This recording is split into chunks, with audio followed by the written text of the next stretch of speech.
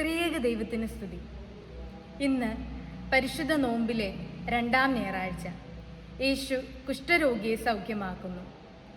ഇന്ന് വിശുദ്ധ കുർബാനയിൽ നാം വായിച്ചു കേട്ട വിശുദ്ധ ഏവൻഗേലിയോൻ ഭാഗം വിശുദ്ധ ലൂക്കോസ് എഴുതിയ സുവിശേഷം 5-ാം അധ്യായം 12 മുതൽ 16 വരെയുള്ള വാക്യങ്ങളാണ്. ഒരു കുഷ്ഠരോഗി യേശുവിൻ്റെ മുൻപിൽ വീണ് ഇപ്രകാരം പറഞ്ഞു: കർത്താവേ, നിനക്കിഷ്ടമുണ്ടെങ്കിൽ എന്നെ ശുദ്ധനാക്കാം. യേശു അവനോട് പറഞ്ഞു: എനിക്കിഷ്ടമാണ്, ശുദ്ധനാകാം. ഉടനെ തന്നെ അവൻ്റെ കുഷ്ഠം വിട്ടുമാറി അവൻ ശുദ്ധനായി. പ്രിയ കുഞ്ഞുങ്ങളെ, ഈ സംഭവം എന്താണ് നമ്മെ പഠിപ്പിക്കുന്നത്? ഒന്നാമതായി, യേശുവിൻ്റെ അടുക്കിലേക്ക് വരിക. കുഷ്ഠരോഗി അവൻ അശുദ്ധനായിരിക്കുമ്പോൾ തന്നെ യേശുവിൻ്റെ അടുക്കൽ വരുവാൻ മടിച്ചില്ല, അവൻ ഒളിച്ചോടിയില്ല. അതുപോലെ നാമും നമ്മുടെ പാപങ്ങളാൽ അശുദ്ധരായിരിക്കുമ്പോഴും യേശുവിൻ്റെ സന്നിധിയിലേക്ക് വരണം.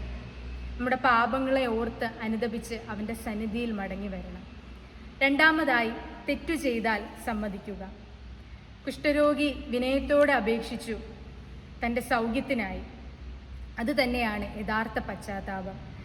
നമ്മുടെ സഭയിൽ ഇതിനൊരു വിശുദ്ധ മാർഗമുണ്ട്. നമ്മുടെ പാപങ്ങളെ ഏറ്റുപറയാൻ തക്കവണ്ണം സഭ നമുക്ക് ഒരുക്കിയിരിക്കുന്ന മാർഗമാണ് വിശുദ്ധ കുമ്പസാരം. പരിശുദ്ധ കുമ്പസാരത്തിൽ നാം നമ്മുടെ പാപങ്ങളെ ഓർത്ത് അത് ഏറ്റുപറയുന്നു. ദൈവനാമത്തിൽ പുരോഹിതൻ നമ്മോട് ക്ഷമിക്കുന്നു. ഇത് വെറും വാക്കുകളല്ല, ദൈവത്തിൻ്റെ കൃപ പ്രവർത്തിക്കുന്ന വിശുദ്ധ ശുശ്രൂഷയാണ്. മൂന്നാമതായി, യേശുവിൻ്റെ സ്പർശം. ആ കാലത്ത് ആരും കുഷ്ഠരോഗികളെ സ്പർശിക്കാറില്ല, എന്നാൽ യേശു അവനെ സ്പർശിച്ചു. ഇന്ന് യേശു നമ്മെ എങ്ങനെയാണ് സ്പർശിക്കുന്നത്? വിശുദ്ധ കുമ്പസാരത്തിൽ ക്ഷമയിലൂടെ, ശുഭക്കോനോയിൽ സമാധാനത്തിലൂടെ, വിശുദ്ധ കുർബാനയിൽ തൻ്റെ തിരുശരീര രക്തങ്ങളെ നൽകിക്കൊണ്ട്. വിശുദ്ധ കുർബാനയിൽ നാം യേശുവിനെ നമ്മുടെ ഉള്ളിൽ സ്വീകരിക്കുന്നതാണ് ഏറ്റവും വലിയ വിശുദ്ധീകരണം. പ്രിയ കുഞ്ഞുങ്ങളെ, ഈ വലിയ നോമ്പ് ഭക്ഷണത്തിൽ നാം കാണിക്കുന്ന ക്രമീകരണങ്ങൾ മാത്രമല്ല, പിന്നെയോ നാം നമ്മുടെ പാപങ്ങളെ ഓർത്ത് അനുതപിക്കുന്ന നാളുകൾ കൂടിയാവണം. ഈ പരിശുദ്ധ നോമ്പ് നമ്മുടെ ആത്മാവിനെ ശുദ്ധീകരിക്കുന്ന വലിയ യാത്രയാണ്.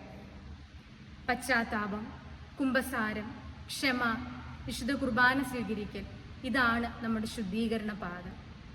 കുഞ്ഞുങ്ങളെ, ഈ നോമ്പ് കാലത്ത് നമുക്ക് തീരുമാനമെടുക്കാം. ഞാൻ തെറ്റു ചെയ്താൽ സമ്മതിക്കും. പശ്ചാത്താപത്തോടെ വിശുദ്ധ കുമ്പസാരത്തിനായി ഒരുങ്ങും. മറ്റുള്ളവരോട് ക്ഷമിക്കും. ശുദ്ധ ഹൃദയത്തോടെ പരിശുദ്ധ കുർബാന സ്വീകരിക്കും. ഇപ്പോഴും യേശു നമ്മോട് പറയുന്നു: എനിക്കിഷ്ടമാണ്, നീ ശുദ്ധനാകാം. നമുക്ക് പ്രാർത്ഥിക്കാം. കർത്താവേ, എന്നെ ശുദ്ധനാക്കണമേ. ഹൃദയപൂർവ്വം അവിടുത്തോട് എൻ്റെ പാപങ്ങളെ ഏറ്റുപറയുവാൻ തക്കവണ്ണം എന്നെ പ്രാപ്തനാക്കണമേ. ശുദ്ധ ഹൃദയത്തോടെ അവിടുത്തെ തിരുശരീര രക്തങ്ങളെ ഭക്ഷിപ്പാൻ എന്നെ യോഗ്യനാക്കണമേ. ആമീൻ.